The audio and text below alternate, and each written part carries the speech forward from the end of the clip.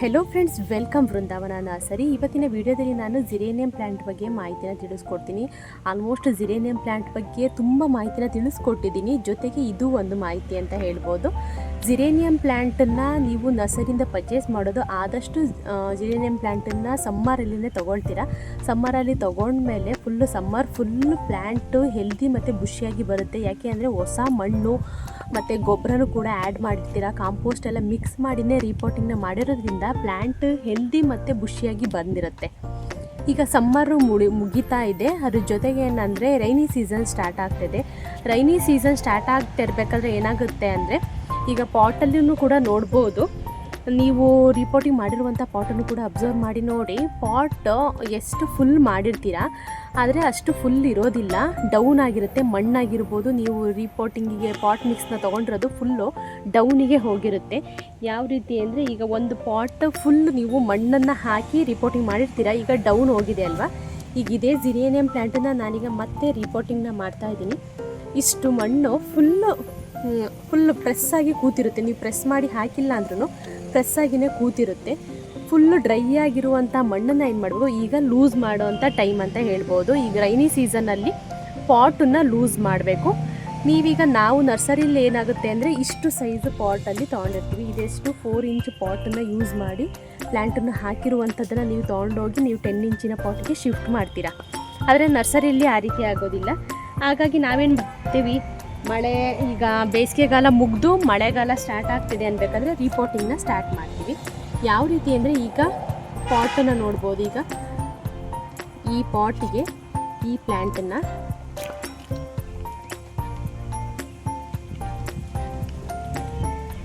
Full remove ಮಾಡ್ತಾ ಇಲ್ಲ ನಾನು. ಜಸ್ಟ್ ಇಷ್ಟು ಚಿಕ್ಕ ಪಾಟಲ್ಲಿ ಇಟ್ಟಿರೋದ್ರಿಂದ ನರ್ಸರಿಯಲ್ಲಿ ಮೇಂಟೆನೆನ್ಸ್ ಆಗೋದಿಲ್ಲ. ಹಾಗಾಗಿ ಇಷ್ಟು ರಿಮೂವ್ ಮಾಡಿ, ಕಂಪ್ಲೀಟಾಗಿಯೂ ರಿಮೂವ್ ಮಾಡೋದಿಲ್ಲ.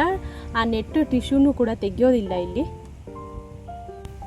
ನೆಟ್ ಪಾಟು ಕೂಡ ನಾನು ರಿಮೂವ್ ಮಾಡಿಲ್ಲ, ಮಾಯ್ಶ್ಚರ್ ತಿಟ್ಕೊಳ್ಳೋಕ್ಕೆ ಬೇಕು. ಹಾಗಾಗಿ ಇಷ್ಟೇ ಕಂಪ್ಲೀಟಾಗಿ ಇಷ್ಟನ್ನಷ್ಟೇ ರಿಮೂವ್ ಮಾಡಿದ್ದೀನಿ. ಮತ್ತು ಈ ಪಾಟಿಗೆ ಜಸ್ಟ್ ತಳಕ್ಕೆ ಒಂದಿಷ್ಟು ಕೋಕೋಪಿಟ್, ಅದೇ ಕೋಕೋಪಿಟ್ಟನ್ನು ನಾನು ಬಳಸ್ತಾ ಇದ್ದೀನಿ. ಮತ್ತೆ ನಾನು ಕೋಕೋಪಿಟ್ಟನ್ನು ಎಕ್ಸ್ಟ್ರಾ ಕೋಕೋಪಿಟ್ಟನ್ನು ಹಾಕ್ಕೊಳ್ತಾ ಇಲ್ಲ. ಈಗ ಒಂದು 15 ಡೇಸ್ ಆಗಿತ್ತು ಅಷ್ಟೇ ಫರ್ಟಿಲೈಸರ್ ಹಾಕಿ. ಇದೇ ಕೋಕೋ ಪೌಡ್ರನ್ನ ಫುಲ್ಲು ಈ ಥರ ಗಂಟಾಗಿರುತ್ತೆ. ಫುಲ್ಲು ಇದನ್ನು ಲೂಸ್ ಮಾಡ್ಕೊಬೇಕು. ಇಷ್ಟು ಲೂಸ್ ಮಾಡಿದ ಮೇಲೆ ಒಂದು ಸ್ವಲ್ಪ ಮಟ್ಟಿಗೆ ಹಾಕ್ಕೊಂಡಿದ್ದೀನಿ ತಳಕ್ಕೆ ಕೋಕೋಪಿಟ್ಟು. ಪ್ಲ್ಯಾಂಟನ್ನು ಇಟ್ಟು ನೋಡಬೇಕು, ಹೈಟ್ ಆಯಿತು. ಇಷ್ಟು ಹೈಟ್ ಬೇಡ, ಇನ್ನೂ ಸ್ವಲ್ಪ ಡೌನ್ ಮಾಡಿಕೊಂಡು ಇಷ್ಟು ಡೌನಿಗೆ ನಾನೀಗ ಇದನ್ನೇ ಎಕ್ಸ್ಟ್ರಾ ತೊಗೊಂಡಿಲ್ಲ ನಾನು, ಇದೇ ಪಾಟ್ ಮಿಕ್ಸನ್ನು ಹಾಕ್ಕೊಳ್ತಾ ಇದ್ದೀನಿ.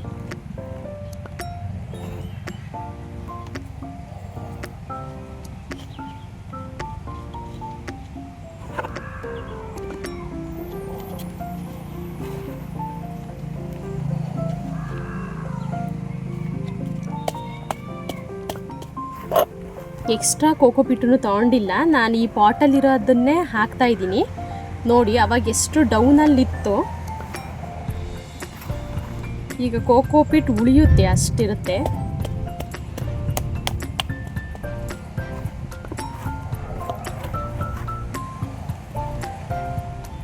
ಬೇರುಗಳು ಕೂಡ ಅಲ್ಲೇ ಸುತ್ಕೊಳ್ತಾ ಇರುತ್ತೆ. ಬೇರು ಕೂಡ ಅಲ್ಲೇ ಸುತ್ಕೊಂಡು ಫಂಗಸ್ ಆಗಿರ್ಬೋದು, ಬೇಗ ಅಟ್ಯಾಕ್ ಮಾಡಿದಾಗ ಗಿಡ ತಡ್ಕೊಳ್ಳೋ ಕೆಪಾಸಿಟಿನೂ ಕೂಡ ಇರೋದಿಲ್ಲ. ಯಾಕೆ ಅಂದರೆ ಬೇರುಗಳೆಲ್ಲ ಸುತ್ಕೊಂಡು ಗಿಡನೂ ಕೂಡ ಡಲ್ ಆಗಿರುತ್ತೆ. ಅದರ ಜೊತೆಗೆ ಫ್ಲವರು ಕೂಡ ಕಡಿಮೆ ಆಗುತ್ತೆ. ನರ್ಸರಿಯಲ್ಲಿ ನಾವೀಗ ಈ ಟಿಪ್ಸ್ನ ಮಾಡ್ತೀವಿ. ಯಾಕೆ ಅಂದರೆ ಗಿಡ ಮತ್ತೆ ಹೆಲ್ದಿ ಬುಷಿಯಾಗಿ ಬರಬೇಕು, ಪ್ಲ್ಯಾಂಟ್ಸು ಕೂಡ ತುಂಬ ಚೆನ್ನಾಗಿ ಕಾಣಬೇಕು ಅಂತ. ನೋಡ್ಬೋದು ಎಷ್ಟು ಎಕ್ಸ್ಟ್ರಾ ಕೋಕೋಪೀಟು ಉಳಿದಿದೆ ಅಂತ. ಇಷ್ಟು ಕೋಕೋಪೀಟು ಉಳಿದಿದೆ. ಫಸ್ಟು ನೋಡ್ಬೇಕಾದ್ರೆ ಇಷ್ಟು ಫುಲ್ ಇರಲಿಲ್ಲ ಪಾಟಲ್ಲಿ ಕೋಕೋಪೀಟು. ಆದರೆ ಈಗ ನೋಡ್ಬೋದು ಏನಾಗುತ್ತೆ ಅಂದರೆ, ಡೈಲಿ ನೀರನ್ನು ಹಾಕೋದ್ರಿಂದ ಏನಾಗುತ್ತೆ, ಡೌನ್ ಆಗ್ತಾ ಹೋಗುತ್ತೆ. ಕೋಕೋಪೀಟೆಲ್ಲ ಡೌನ್ ಆಗಿ ಬೇರುಗಳೆಲ್ಲ ಫುಲ್ಲು ಪಾಟಿಗೆ ಸುತ್ಕೊಂಡ್ಬಿಟ್ಟು ಅದಕ್ಕೆ ಉಸಿರಾಡೋಕ್ಕೆ ಆಗೋದಿಲ್ಲ ಗಿಡಕ್ಕೆ. ಆ ರೀತಿ ಆಗುತ್ತೆ. ಈ ರೀತಿ ಲೂಸ್ ಮಾಡ್ಕೊಡೋದ್ರಿಂದ ಗಿಡ ಹೆಲ್ದಿ ಮತ್ತು ಬುಷಿಯಾಗಿ ಬರುತ್ತೆ. ಈಗ ನಾವು ನರ್ಸರಿಯಲ್ಲಿ ಈ ಟಿಪ್ಸ್ನ ಫಾಲೋ ಮಾಡಿ ಗಿಡ ಹೆಲ್ದಿ ಮತ್ತು ಬುಷಿಯಾಗಿ ಬರೋ ಥರ ಮಾಡ್ತೀವಿ. ಆದರೆ ಮನೇಲಿ ಏನಾಗುತ್ತೆ ಅಂದರೆ ನೀವು ದೊಡ್ಡ ದೊಡ್ಡ ಪಾಟ್ಗಳನ್ನ ಇಟ್ಕೊಂಡಿರ್ತೀರ, ದೊಡ್ಡ ದೊಡ್ಡ ಪಾಟನ್ನು ಯಾವಾಗಲೂ ಕೂಡ ರೀಪಾಟನ್ನು ಮಾಡೋಕ್ಕಾಗೋದಿಲ್ಲ. ಆವಾಗ ಏನು ಮಾಡಬೇಕು ಅಂದರೆ ಇದೇ ಜಸ್ಟ್ 10 ಇಂಚಿನ ಪಾಟಲ್ಲಿ ನೀವು ಹಾಕಿದ್ದೀರಾ ಅಂದರೆ ಡೌನ್ ಇತ್ತು ಮಣ್ಣು ಅಂದರೆ ಫಸ್ಟು ಟೂಲ್ಸನ್ನು ಬಳಸಬೇಕು. ಟೂಲ್ಸಲ್ಲಿ ಮಣ್ಣನ್ನು ಲೂಸ್ ಮಾಡಿಕೊಡ್ಬೇಕು. ಮಣ್ಣನ್ನು ಲೂಸ್ ಮಾಡಿದ ಮೇಲೂ ಕೂಡ ಮಣ್ಣು ಡೌನಲ್ಲೇ ಇತ್ತು ಅಂದರೆ ಎಕ್ಸ್ಟ್ರಾ ಮಣ್ಣನ್ನು ಆ್ಯಡ್ ಮಾಡಬೇಕು. ಯಾವ ರೀತಿ ಜಿರೇನಿಯಂ ಪ್ಲ್ಯಾಂಟಿಗೆ ಪಾಟ್ ಮಿಕ್ಸ್ನ ತೊಗೊಂಡಿರ್ತೀರ ಅದನ್ನು ನೀವು ಮತ್ತೆ ಎಕ್ಸ್ಟ್ರಾ ಆ್ಯಡ್ ಮಾಡಬೇಕು. ಇಲ್ಲ ನಾನು ಮಣ್ಣನ್ನು ಲೂಸ್ ಮಾಡಿದ ಮೇಲೆ ಪಾಟ್ ಫುಲ್ಲು ಇಷ್ಟು ಬಂದಿದೆ ಅನ್ನೋದಾದರೆ ಮತ್ತೆ ಎಕ್ಸ್ಟ್ರಾ ಮಣ್ಣನ್ನು ಆ್ಯಡ್ ಮಾಡೋದು ಬೇಡ. ಲೂಸ್ ಮಾಡಿದ ಮೇಲೆ ಡೌನೇ ಇದೆ ಅನ್ನೋದಾದರೆ ಮಾತ್ರ ಎಕ್ಸ್ಟ್ರಾ ಮಣ್ಣನ್ನು ಆ್ಯಡ್ ಮಾಡುವಂಥದ್ದು. ಈಗ ಸಮ್ಮರಿಂದ ಈಗ ರೈನಿ ಸೀಸನ್ನಿಗೆ ಗಿಡಗಳೆಲ್ಲ ಸೆಟ್ ಆಗಬೇಕು. ಹಾಗಾಗಿ ಒಂದು ಸ್ಪ್ರೇನ ಮಾಡ್ಕೊಳ್ಬೇಕಾಗುತ್ತೆ. ಯಾವ ಸ್ಪ್ರೇನ ಮಾಡ್ಕೊಬೇಕಂದ್ರೆ ಆಮ್ಲನ ಒಂದು ಸ್ಪ್ರೇ ಮಾಡಬೇಕು. ಆಮ್ಲ ತುಂಬ ಹೆವಿನ ಹಾಕ್ಕೊಳ್ಬೇಡಿ. ಫಸ್ಟು ಯೂಸ್ ಮಾಡ್ತಿದ್ದೀನಿ ನಾನು ಆಮ್ಲನ ಅನ್ನೋರು 1 ಲೀಟರಿಗೆ 1/4 ಸ್ಪೂನಷ್ಟು ಹಾಕಿಬಿಟ್ಟು ಸ್ಪ್ರೇನ ಮಾಡಬೇಕು. 1/4 ಸ್ಪೂನ್ ಅಷ್ಟೇ ಹಾಕ್ಕೊಳ್ಬೇಕು.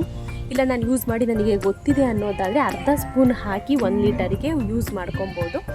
ಈಗ ಬೇಸಿಗೆಯಿಂದ ಮಳೆಗಾಲಕ್ಕೆ ಗಿಡ ಸೆಟ್ ಆಗೋಕ್ಕಿಂತ ಮುಂಚೆ ಒಂದು ಸ್ಪ್ರೇನ ಆಲ್ಮೋಸ್ಟು ಜಿರೇನಿಯಂ ಗಿಡಕ್ಕೆ ಫಂಗಸ್ಸು ಬಂದಾಗಿದೆ. ಈ ಸಲ ತುಂಬ ವೆರೈಟಿ ಫಂಗಸ್ಗಳನ್ನು ಗಿಡ ಫೇಸ್ ಮಾಡಿದೆ ಅಂತಲೇ ಹೇಳ್ಬೋದು. ಹಾಗಾಗಿ ಈಗ ಒಂದು ಗಿಡ ನೋಡ್ಬೋದು. ಈಗ ಈ ಗಿಡನೂ ಅಷ್ಟೇ ಇಷ್ಟು ಹೆಲ್ದಿ ಬುಷಿ ಇದ್ರೂ ಕೂಡ ಫಂಗಸ್ಸು ಕಳೆದ ಸಲ ಬಂದಿರುವಂಥ ಫಂಗಸ್ ಇದೆಲ್ಲ. ಆದರೆ ಈಗ ಕ್ಲಿಯರ್ ಆಗಿದೆ, ಯಾವುದೇ ರೀತಿಲೂ ಕೂಡ ಫಂಗಸ್ ಇಲ್ಲ ಪ್ಲ್ಯಾಂಟಿಗೆ. ಹೆಲ್ದಿ ಬುಷಿಯಾಗಿದ್ರೂ ಕೂಡ ಒಂದು ಸ್ಪ್ರೇನ ಕೊಡೋದ್ರಿಂದ ಗಿಡ ಮತ್ತೆ ಚೇತರಿಸ್ಕೊಳ್ಳುತ್ತೆ, ತುಂಬ ಕ್ವಿಕ್ಕಾಗಿ ಚೇತರಿಸ್ಕೊಳ್ಳುತ್ತೆ. ಅದ್ರ ಜೊತೆಗೆ ಹೆಲ್ದಿಯಾಗಿಯೂ ಕೂಡ ಬರುತ್ತೆ. ಈಗ ಈ ಟೈಮಿಗೆ ಮೇಯ್ನ್ ಮಣ್ಣನ್ನು ನೀವೆಷ್ಟು ಲೂಸ್ ಮಾಡ್ತೀರಾ ಅಷ್ಟು ಚೆನ್ನಾಗಿ ಗಿಡ ಬರುತ್ತೆ. ಈಗ ಸಮ್ಮರಲ್ಲಿ ಫುಲ್ಲು ಅದು ಗಟ್ಟಿ ಕೂತಿರುತ್ತೆ ಮಣ್ಣು. ಈಗ ಲೂಸ್ ಮಾಡಿಕೊಟ್ಟು ಒಂದು ಫರ್ಟಿಲೈಸರನ್ನು ಕೂಡಿ ನೀವು ನೆಕ್ಸ್ಟ್ ಮಳೆಗಾಲದಲ್ಲೇ ಬೇರೆ ಸ್ಪ್ರೇನ ಮಾಡ್ಕೊಳ್ಬೋದು. ಈಗ ಇದಿಷ್ಟು ಸಾಕು ಸ್ಪ್ರೇನ.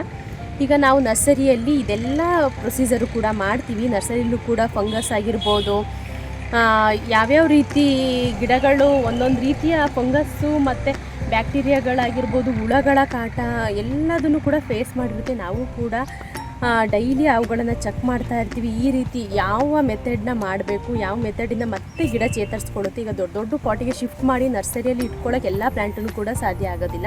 ಇಷ್ಟು ಚಿಕ್ಕ ಪಾಟಲ್ಲಿ ನಾವು ಮೇಂಟೈನ್ ಮಾಡಬೇಕು ಅಂದರೆ ಈ ರೀತಿ ರೀಸೈಕಲ್ ಮಾಡ್ತಾನೇ ಇರಬೇಕಾಗುತ್ತೆ. ಹಾಗಾಗಿ ಜಿರೇನಿಯಂ ಪ್ಲ್ಯಾಂಟಿಗೆ 100 ರೂಪೀಸ್ ಪ್ರೈಸ್ ಇರೋದು. ಏಕೆಂದರೆ ಜಿರೇನಿಯಂ ಪ್ಲ್ಯಾಂಟು ತುಂಬ ಸೂಕ್ಷ್ಮ ಅಂತಲೂ ಇಲ್ಲ, ತುಂಬ ಸೂಕ್ಷ್ಮ ಇಲ್ಲ ಅಂತಲೂ ಇಲ್ಲ. ಮಳೆಯ ನೀರಿಗೆ ತುಂಬಾ ಹೆದರುತ್ತೆ. ಈಗ ಬೇಸಿಗೆ ಮುಗಿದು ಮಳೆಗಾಲ ಸ್ಟಾರ್ಟ್ ಆಗ್ತಿರೋದ್ರಿಂದ ಏನಾಗುತ್ತೆ ಅಂದರೆ ಈ ರೀತಿ ಲೂಸ್ ಮಾಡಿ ಎಕ್ಸ್ಟ್ರಾ ಮಣ್ಣನ್ನು ಕೊಡೋದ್ರಿಂದ ಮಳೆಯ ನೀರು ಸ್ವಲ್ಪ ಮಟ್ಟಿಗಾದ್ರೂ ಗಿಡಕ್ಕೆ ಬೀಳ್ತಿದೆ ಅಂದರೆ ಅದು ತಡ್ಕೊಳ್ಳುವಂಥ ಕೆಪಾಸಿಟಿನೂ ಕೂಡ ಹೊಂದುತ್ತೆ. ಈಗ ಈ ಟೈಮು ಕರೆಕ್ಟ್ ಇದೆ. ಈಗ ಜೂನ್ ಸ್ಟಾರ್ಟ್ ಆಗ್ತಾ ಇದೆ. ಜೂನ್ ಈಗ ಇರೋದ್ರಿಂದ ಈ ಟೈಮಲ್ಲಿ ಜೂನ್ ಮಂತಲ್ಲಿ ಇದನ್ನು ಮಾಡಿಕೊಂಡ್ರೆ ಏನಾಗುತ್ತೆ, ಬೇರ್ಗಳು ಕೂಡ ಲೂಸ್ ಆಗಿ ಮತ್ತೆ ಪಾಟ್ ಫುಲ್ಲು ಕವರ್ ಆಗುತ್ತೆ. ಎಕ್ಸ್ಟ್ರಾ ಮಣ್ಣು ಕೂಡ ಸಿಗೋದ್ರಿಂದ ಗಿಡ ಹೆಲ್ದಿ ಬುಷಿಯಾಗಿರುತ್ತೆ. ಮಳೆಯ ನೀರು ಸ್ವಲ್ಪ ಜಾಸ್ತಿ ಆದ್ರೂ ಕೂಡ ಗಿಡ ತಡ್ಕೊಳ್ಳುವಂಥ ಕೆಪಾಸಿಟಿನೂ ಕೂಡ ಹೊಂದಿರುತ್ತೆ. ಹಾಗಾಗಿನೇ ಜಿರೇನಿಯಂ ಪ್ಲ್ಯಾಂಟಿಗೆ ಬೇಸಿಗೆ ಕಾಲದಿಂದ ಮಳೆಗಾಲ ಸ್ಟಾರ್ಟ್ ಆಗೋದ್ರ ಒಳಗಡೆ ಲೂಸ್ ಮಾಡಿಕೊಟ್ರೆ ಪ್ಲ್ಯಾಂಟ್ ಹೆಲ್ದಿ ಮತ್ತು ಬುಷಿಯಾಗಿ ಬರುತ್ತೆ. ಈ ರೀತಿ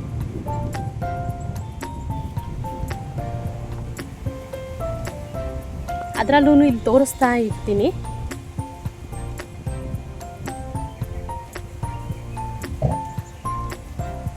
ಈ ಹುಳಗಳ ಕಾಟ ಭಾಳನೇ ಜಾಸ್ತಿ ಇರುತ್ತೆ. ಶಂಕು ಹುಳಗಳು, ಇದಕ್ಕೂ ಕೂಡ ಆಮ್ಲ ಸ್ಪ್ರೇ ಮಾಡೋದ್ರಿಂದ ಈ ಹುಳಗಳು ಕೂಡ ತುಂಬಾ ಕಂಟ್ರೋಲಿಗೆ ಆಗುತ್ತೆ. ಸಮ್ಮರಲ್ಲಿ ಗಾರ್ಡನ್ ಬಿಡ್ತಾ ಇರುತ್ತೆ. ಯಾವ ರೀತಿ ಬೇಸಿಗೆಯಿಂದ ಮಳೆಗಾಲದಲ್ಲಿ ಯಾವುದೇ ರೀತಿಯ ಮೇಂಟೆನೆನ್ಸ್ ಇರಲ್ಲ. ಪ್ರಾಬ್ಲಮ್ಸ್ ಇರುತ್ತೆ ಗಿಡಕ್ಕೆ ಅನ್ನೋದು ಬಿಟ್ರೆ ಈಗ ನಾನು ಯಾವ ರೀತಿ ಜಿರೇನಿಯಂ ಪ್ಲಾಂಟ್ ಅನ್ನ ಈಗ ಸಮ್ಮರ್ ಅಲ್ಲಿ ಫುಲ್ ಮೇಂಟೆನೆನ್ಸ್ ಮಾಡ್ತೀರಾ, ಮಳೆ ಸ್ಟಾರ್ಟ್ ಆಗಿದೆ, ಮಳೆ ಸ್ಟಾರ್ಟ್ ಆದ್ಮೇಲೆ ಗಿಡನ ಕಾಪಾಡ್ಕೊಳ್ಳೋದೇ ಒಂದು ವೆಲ್ಕಮ್ ಬೃಂದಾವನ ನರ್ಸರಿ.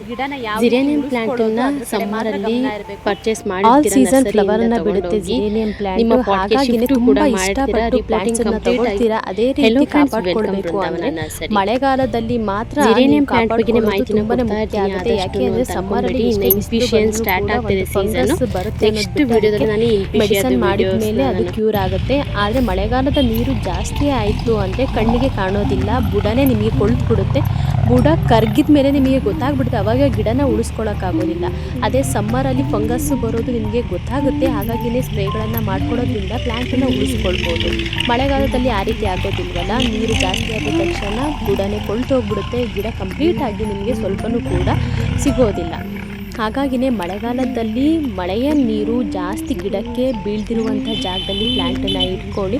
ಸ್ವಲ್ಪ ಜಸ್ಟ್ ಸ್ಪ್ರೇ ಥರ ಅಷ್ಟೇ ನೀರು ಬೀಳ್ತಾ ಇದೆ ಅನ್ನೋದಾದರೆ ಓಕೆ. ಡೈರೆಕ್ಟಾಗಿ ಬೀಳ್ತಾ ಇದೆ ಅನ್ನೋದಾದರೆ ಪ್ಲ್ಯಾಂಟನ್ನು ಮಳೆಯ ನೀರು ಬೀಳ್ದಿರುವಂತಹ ಜಾಗದಲ್ಲಿ ಶಿಫ್ಟ್ ಮಾಡ್ಕೊಳ್ಬೇಕಾಗತ್ತೆ.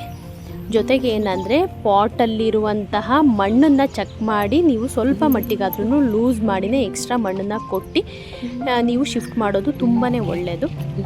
ಮಳೆಗಾಲ ಸ್ಟಾರ್ಟಲ್ಲೂ ಕೂಡ ಒಂದು ಫರ್ಟಿಲೈಸರ್ ಕೊಡೋದು ಒಳ್ಳೆಯದು.